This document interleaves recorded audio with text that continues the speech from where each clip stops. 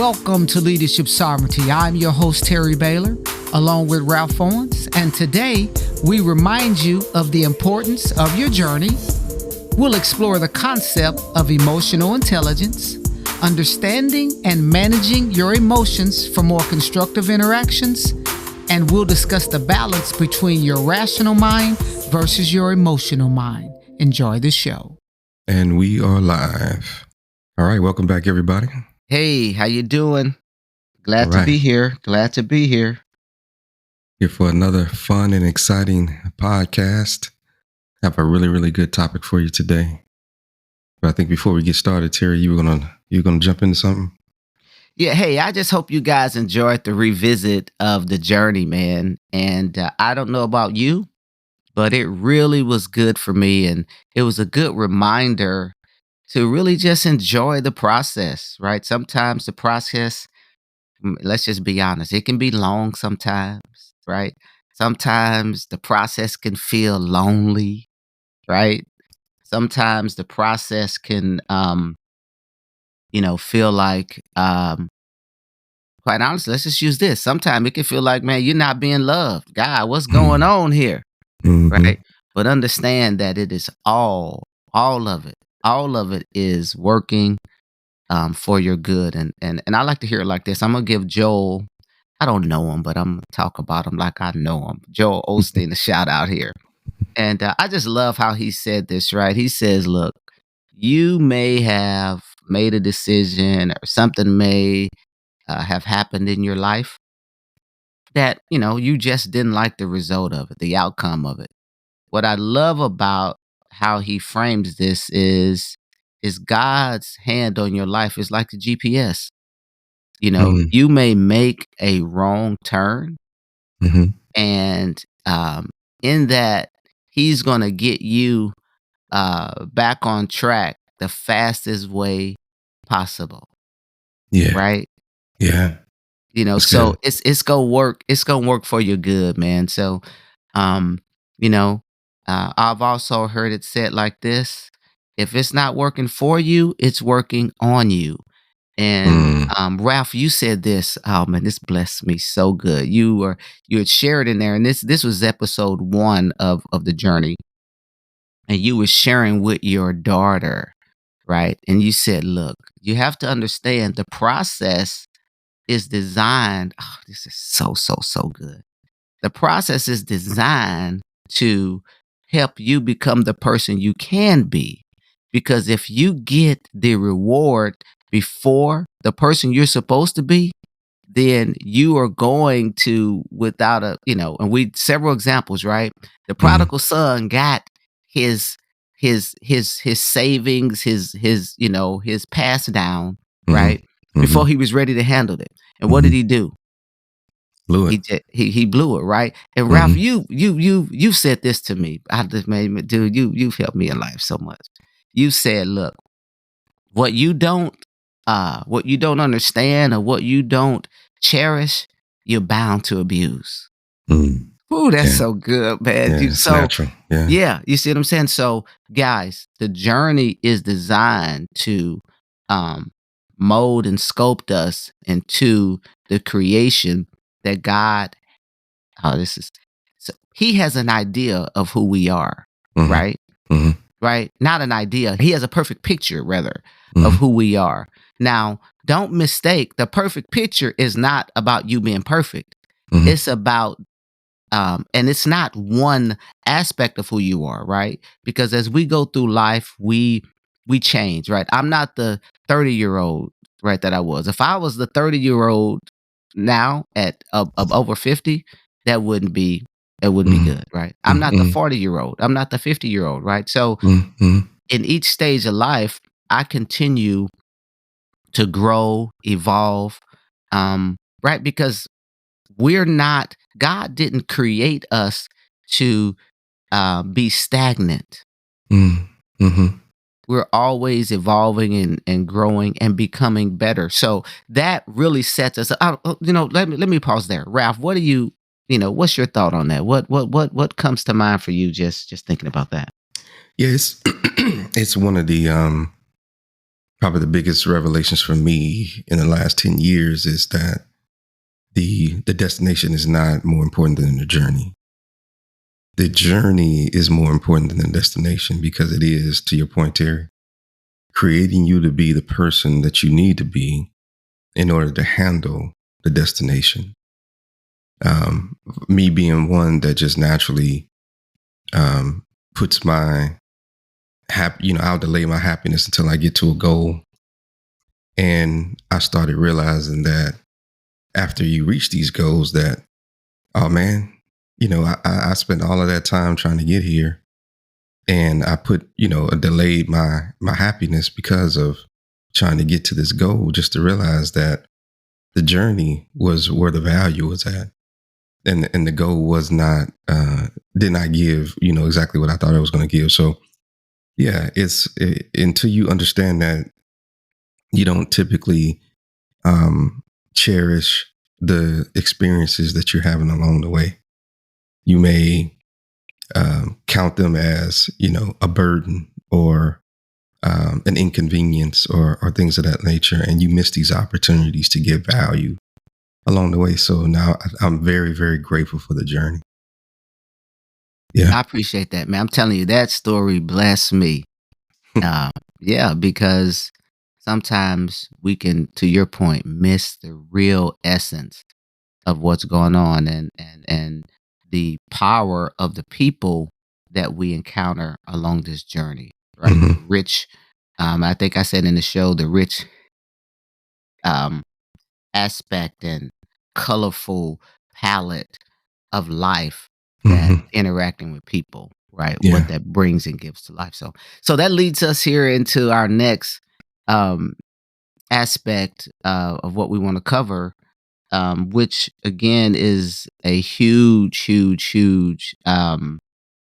item in the journey, and understanding how this impacts every aspect of your life. It impacts every relationship. It impacts every scenario. So Ralph, you wanna go ahead and you wanna introduce that? Sure. So today we're going to talk about emotional intelligence from a number of different aspects or contexts. Emotional intelligence is something that Terry and I have definitely embraced over the years. Terry, I don't know about you, but I didn't grow up understanding or even hearing the term emotional intelligence. I didn't learn about this until I was well into my, I want to say 30s or 40s, before I even heard the term.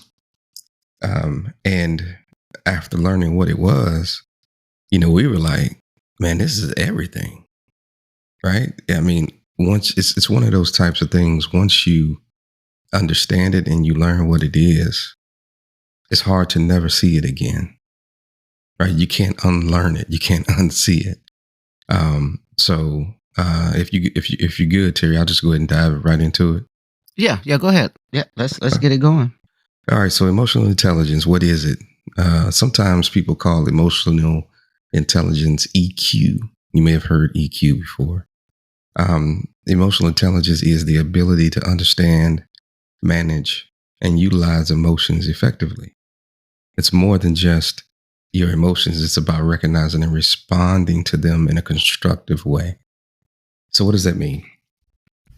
I like to use this analogy. So when you are having a conversation with someone, and let's say they're pushing your buttons, and in the moment while it's happening, if you can recognize that, okay, what this person is saying is pushing my buttons and causing an emotional response, and then as a result of that awareness, change how you respond to that person in a constructive way to make the conversation be more constructive.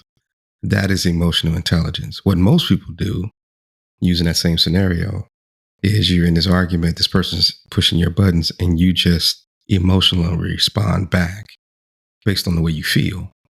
But emotional intelligence is the ability to, in real time, understand how your emotions are being processed and then responding based on a constructive way instead of just being led solely by your emotions. Terry, what do you think about that when you hear that? First of all, that's spot on.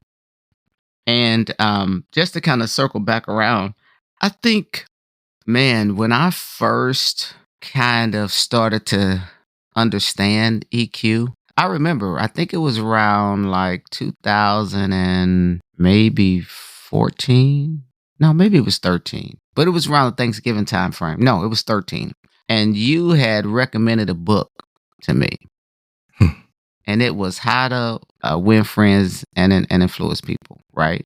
Mm-hmm. And in that book, there was such a high level of EQ being displayed Mm. because it was the ability to actually drive an outcome that was really for the person exercising the EQ to get an outcome that they were looking for. The person who was delivering had no idea. Yeah. Right? And Yeah. so, we like to reference EQ as the Jedi, Right. right? So Right. you again, because you're not necessarily operating purely in your emotions, right? We can't Let me be clear about this too, right? As human beings, we have to be aware of our emotions. So they're always acting upon us. The question becomes is what is the driver? So I'm reading a book, or I got a book here, Ralph, and this is, guys, I was trying to find the date when this was written, but it's a pretty older book. Emotional Intelligence by Daniel Goleman. Mm-hmm. And how he likes to explain it is we have two minds. Mm. We got Mm. our rational mind Mm-hmm. and we have our emotional mind. Yep. And so what we're constantly trying to do is balance those two. Because again, that emotional mind, you know, it will help it will help you sense when there is something a little awry, right? And you can be Mm-hmm. like, what's now the question becomes is and I say this all the time, I tell people this all the time, look, I know you don't want to be on camera for these Zoom meetings and these Teams meetings, but let me give you a hidden secret to being on a Zoom meeting. Look and see what your face looks like, Oh yeah. right? Because here's what we don't understand. Although we may not be on camera, our voice is articulating what it is that's going on with us, right? So if you can see what your disposition is, you can see your body posture, your body language. It's all going to play out in That's what right. you are communicating or how you are communicating. Right. That's There are right. times when I'm on calls with folks, and after I get off that call, I'm like, let me call this person because they really don't know what that just how they sounded on this call. Mm. So Yeah. let me give a little feedback. Hey, are you okay? Mm-hmm. Because that call was interesting. And then when they begin to share what was going on, yeah, even though you weren't on camera, oh yeah, all of it was on display. That's right. So there's some beauty in guys in being on camera. Look at yourself. You don't have to look at all the participants. Look at yourself. I guarantee you, you will be much more engaged in that meeting. Mm-hmm. Engaged from an aspect of how you are communicating and what you are communicating. So, but no, Ralph, you're spot on. We got two minds. We got a rational mind and we have an emotional mind. And just like anything else, right? You have to train it. Mm. It's You good. you got to train it, right? What Mm-hmm. are you training it with? Are you scrolling? You know, Mm-hmm. are you Mm-hmm. are you looking at all these high drama, high murder, Mm-hmm. all these things that are just keeping your emotions on 10? Mm-hmm. Yeah. Right? It's I a don't want to great get point. too far ahead, but man, you gotta understand, we are tuning every day. You're tuning every day, right? How Yeah. much news are you watching? You're Mm-hmm. tuning. And so now when you get in, I'm getting too far down the road, but when you get in situations, you already you on 8.5. You don't even have much buffer Mm-hmm. Mm-hmm. because you've been tuning your emotions to be ratcheted up. So anyway, Mm-hmm. I don't want to get too far, but no, Ralph, this is an exciting topic. Nah, it's good. It's good stuff. Thank you for being with us today on Leadership Sovereignty. Stay connected with us on X, formerly known as Twitter, and on Instagram by searching for Leadership Sovereignty. And just like this podcast, let's all collectively grow as we go. God bless.